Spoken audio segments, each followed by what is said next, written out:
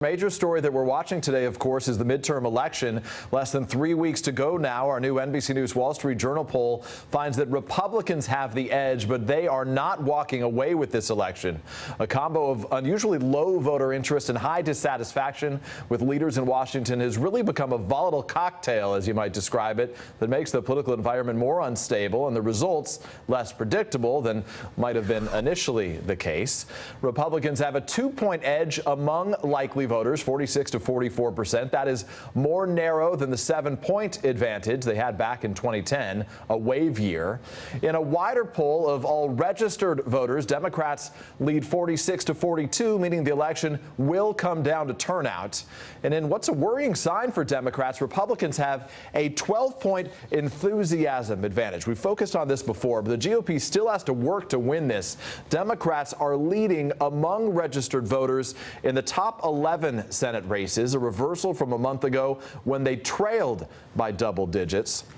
So the takeaway, the big story of this poll as Election Day approaches, voters are tuning out. They're less engaged than they were at this point in either 2006 or in 2010. Just 50% of voters rate themselves a 9 or a 10 in terms of interest in this election, more than 10 points lower than in the final weeks of those campaigns.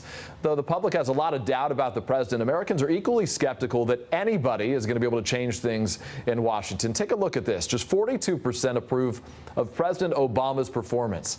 His job approval on foreign policy has dropped for the 6th straight poll to an all-time low. Right now it stands at 31%. Just a quarter of voters think the country is headed in the right direction. That's usually a pretty good hint that the party in power is about to be trounced. Just 2% call themselves very satisfied with the economy.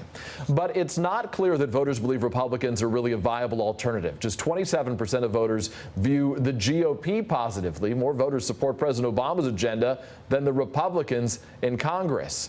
And if you need more evidence that this isn't 2010, this year voters prefer a congressional candidate who will make compromises by an 8-point margin over one who will stick to their positions.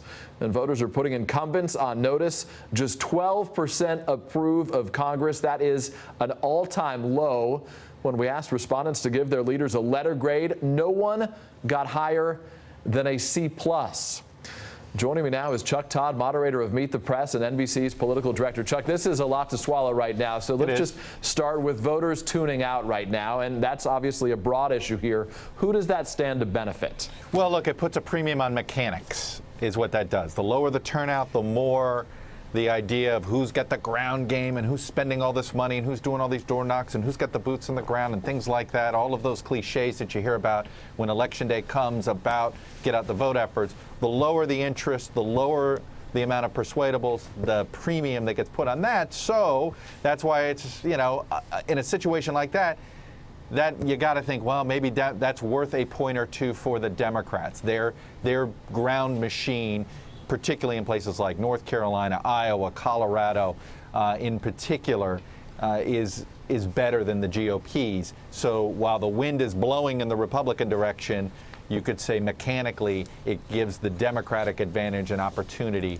to be put into use. Just 35% of independents saying that they are very interested in these midterms. On the topic of voter issues and where priorities lie right now, it seems that the campaigns aren't doing a very good job addressing them, are they? No, I mean, the number one and number two issues for the public, for their congressional candidates, job creation and breaking the partisan gridlock. Yeah, look at that. I can't find a campaign in the country where that's the top two issues being debated.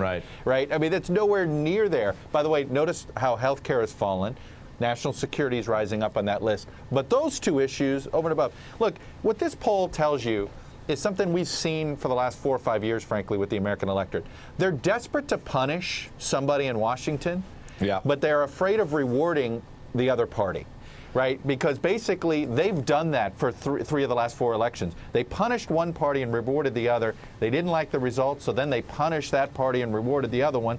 Now they don't like those results. So now you have an electorate that's just sitting there going, you know, I'm mad, so I don't know what I'm going to do. So I think you have some that are saying, I'm out of here, I'm not participating. And then you have some that are saying, you know what, I'm going to protest and I'm going to vote third party. And I think that explains why, if you have a viable independent candidate, that they're surging. See Kansas, see South Dakota. Yeah, I want to talk to you. You mentioned how healthcare moving down on the list. I guess foreign policy, ISIS moving up a little bit as well. What is the takeaway, given so much and so many headlines have been focused on the inability of the U.S. to really succeed in its crackdown on ISIS to this point? The statistic on the screen says 61% note U.S. national interest in this effort in ISIS right now. How does that play into this conversation in these waning days? And by the way, that's still unclear, but is it hurting President Obama. While his approval rating did tick up overall, his approval rating on foreign policy went down another point. I mean, that's statistical noise, but the fact that one goes up and one goes down tells you the public's not satisfied with the response so far with the president when it comes to ISIS. They believe it's in the national interest. And what's amazing here is we're seeing support for ground troops, U.S. ground troops if necessary. Yeah, that is up stunning. Yet again. Not a majority who are in favor, but it went from 34%, now it's up to 41% in a matter of a month. You wonder, as the progress appears not to be taking place, despite what the administration says, you have a public that's willing to do more. You just consider the course of this presidency, the way the president came in and the promises he's made and the way he will potentially go out. Chuck Todd, thank you for those updates.